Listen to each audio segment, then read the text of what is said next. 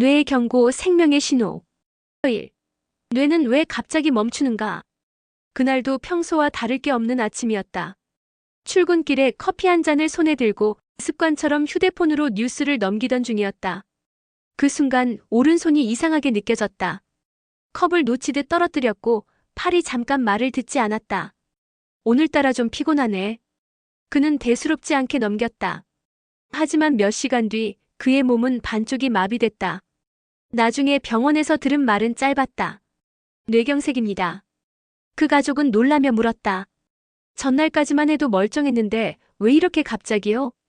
담담히 설명하던 담당 의사의 한마디가 오래 남았다. 이건 갑자기 생긴 병이 아닙니다. 이미 몸속에서는 오래전부터 조용히 준비되고 있었어요. 그 말이 이상하게 마음을 찔렀다. 우리는 흔히 병을 갑자기 오는 재앙이라 생각한다. 하지만 의학은 말한다. 대부분의 질병은 오랜 습관의 결과라고. 뇌혈관은 하루에도 수천 번 압력을 받는다. 짜게 먹은 식사, 담배 한 갭이 쌓인 스트레스와 수면 부족, 그런 것들이 혈관의 벽에 작은 균열을 만든다. 처음엔 별일 없지만 그 상처 속으로 지방이 스며들고 혈소판이 달라붙는다. 그게 커지면 피가 흐르는 통로가 점점 좁아진다. 어느 날 그 조각 하나가 떨어져 나가. 뇌로 가는 길을 막으면 그것이 바로 뇌경색이다. 그건 폭발처럼 갑작스럽게 일어나는 일이지만 실은 오랜 세월 쌓여온 작은 선택들의 결과다. 그 신경과 의사는 이렇게 말했다고 한다. 뇌경색은 단 한순간에 생기지만 그 한순간을 만든 건 수년의 습관이에요. 그 말이 유난히 무겁게 들린다. 우리의 뇌는 조용히 신호를 보내왔다. 피곤함, 어지러움, 가벼운 두통. 그때마다 괜찮겠지 하며 넘긴 순간들이 결국 그날을 만든 셈이다. 뇌세포는 단 5분만 혈류가 끊겨도 죽기 시작한다. 10분이면 기능이 멈추고 1시간이면 돌이킬 수 없다. 하지만 다행히도 이 모든 건 미리 막을 수 있다. 그 시작은 거창하지 않다.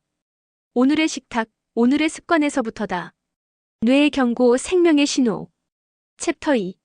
조용한 경고 몸이 먼저 말한다. 전문가에게 들은 이야기처럼 살해 중심 약 2,000자. 배경음 새벽의 정막, 약한 심장소리와 시계 초침. 일장의 이야기처럼 뇌경색은 결코 하루아침에 찾아오는 병이 아니다. 그런데도 많은 사람들이 전조 증상은 없었다고 말한다. 하지만 실제로는 몸이 이미 말을 걸고 있었다. 한 의사가 이런 말을 했다. 우리 몸은 놀라울 정도로 정직합니다. 다만 그 신호가 너무 작아서 사람들이 못 느낄 뿐이죠. 그가 들려준 한 환자의 이야기가 있다. 67세의 여성, 평소 건강하다고 자부하던 분이었다. 며칠 전부터 오른손이 간헐적으로 저렸고 거울을 볼 때 왼쪽 입꼬리가 미묘하게 내려간 걸 느꼈다고 한다. 하지만 그때마다 잠을 못 자서 그런가 하며 넘겼다.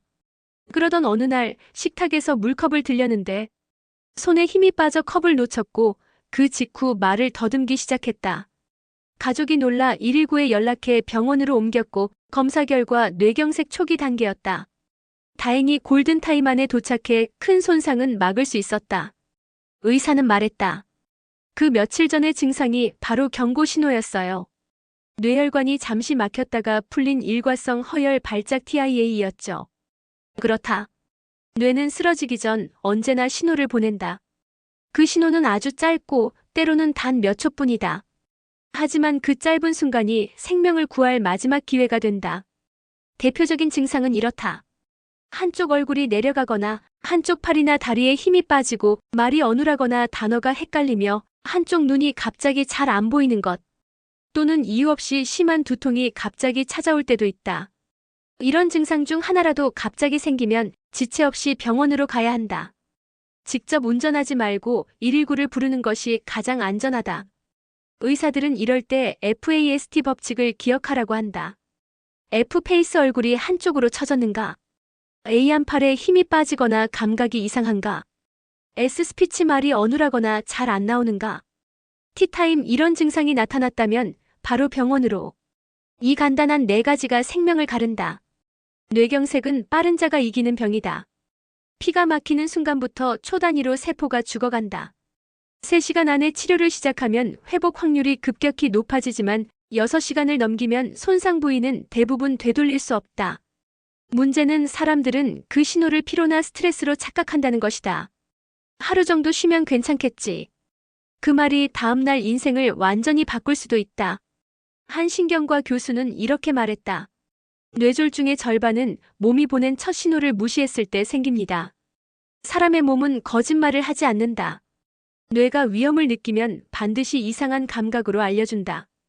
그게 순간이든 잠깐이든 그건 이유가 있는 반응이다. 그러니 괜찮아지겠지가 아니라 이상하다, 병원 가봐야겠다로 반응해야 한다. 그게 진짜 현명한 선택이다. 뇌의 경고, 생명의 신호. 3.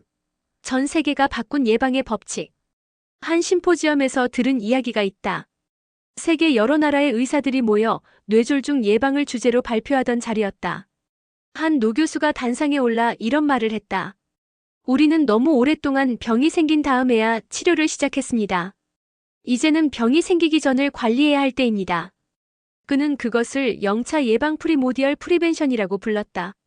이 개념은 최근 전 세계 의학계에서 가장 중요한 화두가 되고 있다. 이전까지 의학의 목표는 조기 발견이었다. 조기에 찾아서 빨리 치료하자는 것. 하지만 이 노교수는 단호히 말했다. 그때는 이미 늦습니다. 그의 말에 강연장은 잠시 정적에 잠겼다. 그는 슬라이드에 전 세계 통계를 보여줬다.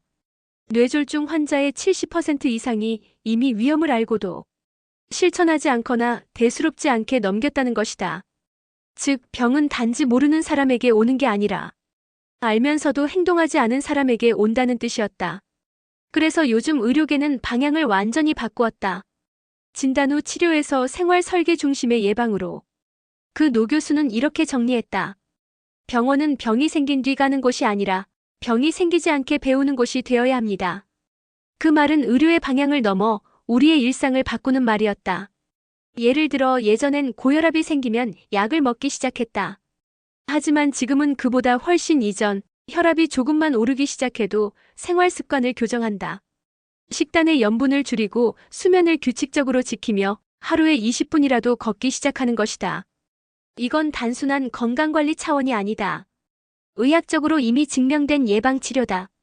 한 영국 연구에서는 일주일에 3번 이상 빠르게 걷는 사람들의 뇌졸중 발생 위험이 40% 이상 낮았다고 한다. 식단의 염분을 하루 5지 이하로 줄인 사람은 혈압약을 먹지 않고도 혈관 손상이 현저히 줄었다. 이 모든 데이터가 하나의 결론을 가리킨다. 뇌경색은 생활습관으로 시작되고 생활습관으로 막을 수 있다. 어떤 사람은 이렇게 말한다. 나이 들면 누구나 생기는 거 아닌가요? 하지만 그렇지 않다. 나이는 위험 요소 중 하나일 뿐 뇌혈관의 건강은 습관의 나이에 더 크게 좌우된다. 평생 담배 한 번 피우지 않은 70대와 20년간 매일 흡연한 40대의 혈관을 비교하면 종종 70대의 혈관이 더 건강하게 나온다. 그건 단순한 운이 아니다. 습관이 만든 결과다. 세계보건기구 WHO는 이 변화를 이렇게 정의했다. 예방은 의학이 아니라 문화다. 생활 속에서 스스로를 지키는 태도, 그것이야말로 가장 확실한 치료라는 뜻이다. 그날 심포지엄의 마지막에 노 교수는 이렇게 말했다. 진짜 치료는 병이 생긴 다음이 아니라 병이 시작되기 전에 이미 시작돼야 합니다. 그 말이 마음에 남았다.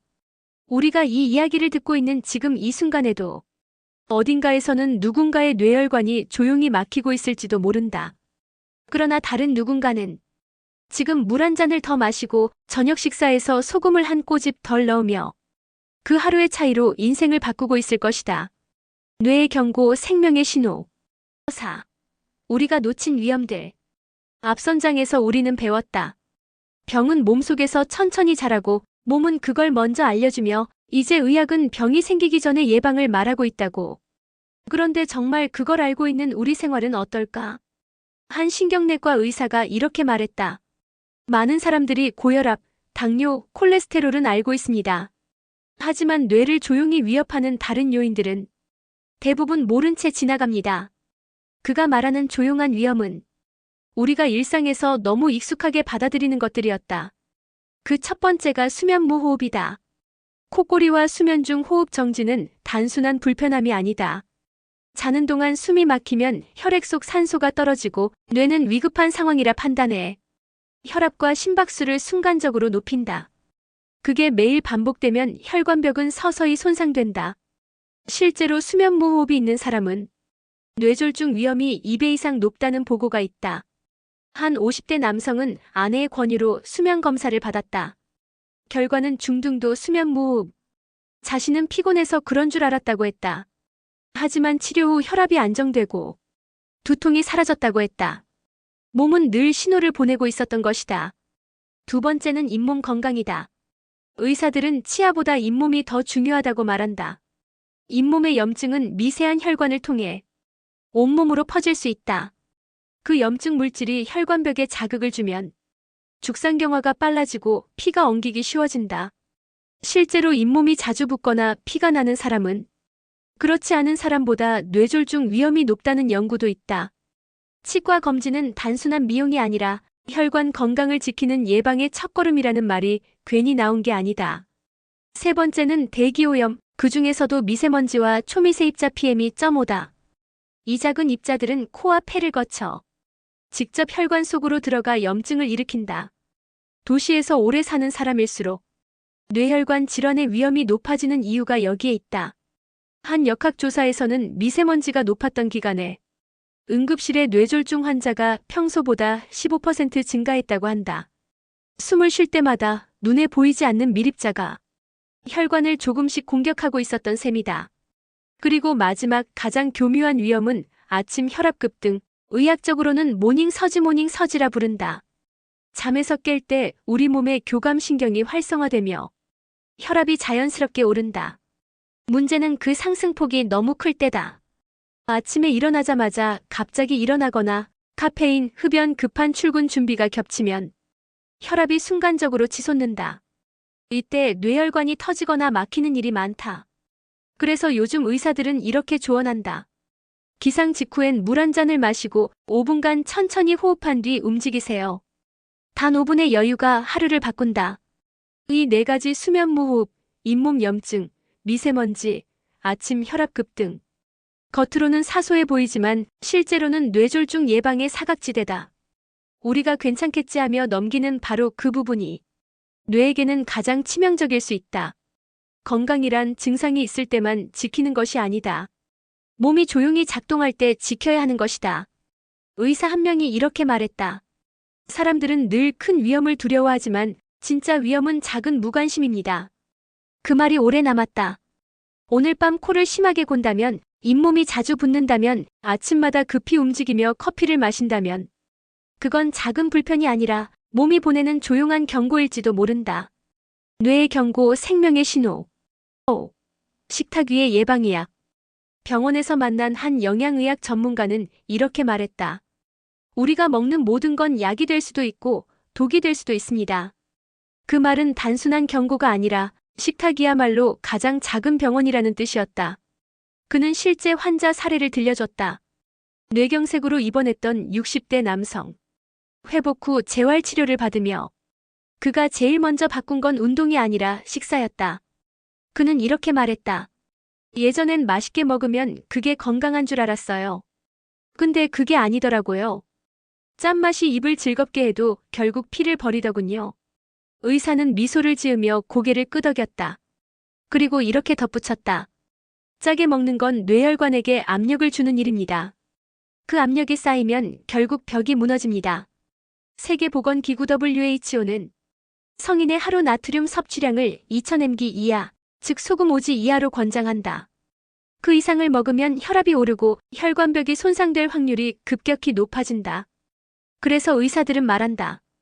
간을 세게 하지 말고 입맛을 바꾸세요. 입맛은 훈련으로 바뀐다. 처음엔 싱겁게 느껴져도 2주만 지나면 혀는 새로운 기준을 기억한다. 짠맛을 줄이는 건 의지보다 적응의 문제다. 그 다음 중요한 건 칼륨이다. 칼륨은 나트륨을 몸 밖으로 내보내는 혈압의 균형추다. 감자, 바나나, 다시마, 시금치, 콩류 이런 음식들이 바로 천연 칼륨 보충제다. 한 환자는 매일 아침 바나나 한 개와 미지근한 물 한 잔으로 하루를 시작했다. 그 단순한 습관이 3개월 만에 혈압 수치를 안정시켰다고 한다. 작은 변화지만 몸은 곧바로 반응했다. 그리고 빠질 수 없는 것이 오메가-3 지방산이다. 등푸른 생선인 고등어, 연어, 정어리에 풍부하다. 이 성분은 피를 맑게 하고 혈소판이 서로 달라붙는 것을 막는다. 즉 혈전 피덩어리 생기지 않게 돕는다. 만약 생선을 자주 먹기 어렵다면 견과류나 아마씨, 들기름도 좋은 대안이 된다. 단 한 줌 정도가 적당하다. 많이 먹는다고 효과가 커지는 건 아니다. 또 하나 통곡물과 채소는 혈관의 청소부 역할을 한다. 섬유질은 혈중 콜레스테롤을 낮추고 혈당을 천천히 올려 혈관의 부담을 줄인다. 매 끼니에 흰쌀 대신 현미나 잡곡을 섞고 채소 반찬을 한 가지라도 늘려보자. 그 작은 변화가 1년 뒤 혈관의 나이를 10살 젊게 만든다는 연구도 있다. 그런데 식단에서 빼놓을 수 없는 또 한 가지, 물이다. 뇌경색 환자의 상당수는 탈수 상태에서 증상이 악화됐다. 혈액이 끈적해지고 흐름이 느려지면 혈전이 잘 생기기 때문이다. 따라서 하루 1.5리터의 수분 섭취는 약보다 중요한 자연적 순환 요법이다. 뇌의 경고, 생명의 신호. 6. 하루 24시간 뇌를 위한 루틴. 아침 6시. 창문을 열면 찬 공기가 들어온다. 많은 의사들은 하루의 시작을 이렇게 정의한다. 하루 중 가장 위험한 시간은 잠에서 깬 직후 이 시간입니다. 그 이유는 단순하다. 자던 동안 우리 몸은 혈액이 농축되어 있고 교감신경이 깨어나며 혈압이 급상승한다. 이 시기를 모닝 서지라고 부른다. 그래서 아침 루틴은 움직임보다 안정이 먼저다. 눈을 뜨면 바로 일어나지 말고 12분 정도 천천히 심호흡을 하자. 그 다음 물 한 잔. 밤새 말라있던 혈관에 첫 물을 흘려보내는 순간이다. 이것만으로도 뇌경색 위험이 줄어든다. 한 신경내과 전문가는 이렇게 말했다. 기상 직후에 물 한 잔은 약보다 빠른 순환제입니다. 그 다음 5에서 10분간의 가벼운 스트레칭이나 걷기. 혈압이 서서히 오르도록 리듬을 만드는 것이다. 아침 식사는 가능한 한 규칙적으로 짠 반찬보다 단백질과 섬유질 위주로. 현미밥, 달걀, 두부, 과일 한 조각이면 충분하다. 무엇보다 중요한 건 서두르지 않는 속도다. 음식의 속도는 곧 혈압의 속도이기 때문이다. 점심시간은 뇌에게 재충전의 시간이다. 오전 동안 집중하느라 뇌는 포도당을 많이 쓴다. 하지만 배가 고프다고 급하게 먹으면 혈당이 급격히 오르고 그 반동으로 피로가 심해진다. 천천히 꼭꼭 씹어 먹는 습관은 혈당뿐 아니라 뇌의 산소 공급에도 좋다. 식사 후엔 10분 정도 산책을 하자. 혈류가 부드럽게 돌면서 식후 졸림도 줄어든다. 한 영양학자가 말했다. 하루 중 가장 좋은 약은 점심 식사 후에 10분 걷기입니다. 가능하다면 짧은 대화도 좋다. 사람과의 교류는 뇌의 전두엽을 활성화시켜 기억력과 감정 조절을 돕는다. 고독은 뇌의 피로를 가중시킨다. 저녁은 회복의 시간이다. 하루 종일 받은 스트레스와 긴장을 몸에서 풀어주는 것이 중요하다. 저녁 식사는 과식하지 말고 잠자기 3시간 전엔 끝내야 한다. 밤늦은 식사는 혈당과 혈압을 불안정하게 만들고 뇌의 휴식을 방해한다. 하루의 피로를 씻는 가장 좋은 루틴은 감사일기다. 오늘 있었던 일 중 하나라도 고마웠던 일을 적어보자. 이 단순한 습관은 스트레스 호르몬을 낮추고 수면의 질을 높인다는 연구 결과도 있다. 한 심리의학자는 이렇게 말했다. 하루를 정리하지 않으면 몸보다 마음이 먼저 잠을 잃습니다. 그리고 마지막으로 수면. 수면은 뇌가 스스로를 정리하는 시간이다. 깊은 잠을 잘 때 뇌는 노폐물을 배출하고 손상된 세포를 복구한다. 그 과정을 방해하면 기억력 저하와 혈관 손상이 함께 온다. 따라서 취침 전 스마트폰, TV, 강한 조명은 피하자. 빛은 뇌를 낮으로 착각하게 만든다. 조용한 음악, 어둡고 서늘한 방, 일정한 취침 시간. 이 단순한 조건들이 뇌의 회복을 돕는다. 결국 하루 24시간의 루틴이란 거창한 규칙이 아니라 순서의 문제다. 아침엔 서두르지 않기, 점심엔 천천히 걷기, 저녁엔 스스로를 비우기. 그것이 의학적으로 입증된 뇌를 위한 가장 완벽한 리듬이다. 뇌의 경고, 생명의 신호. 7. 다시 생명의 이야기로. 병원 복도 끝 창가에 앉은 한 노인이 있었다. 그는 재활 치료를 마치고 천천히 손가락을 움직이고 있었다. 뇌경색으로 쓰러진 지 석 달, 한때는 포크조차 들 수 없던 손이었다. 그를 치료하던 물리치료사가 말했다. 뇌는 놀라운 기관입니다. 완전히 손상된 것처럼 보여도 남은 세포들이 새로운 길을 만들어갑니다. 그걸 신경가소성 NEUROPLASTICITY이라고 한다. 손상된 회로 옆에 건강한 세포들이 서로 연결되며 새로운 통로를 만든다.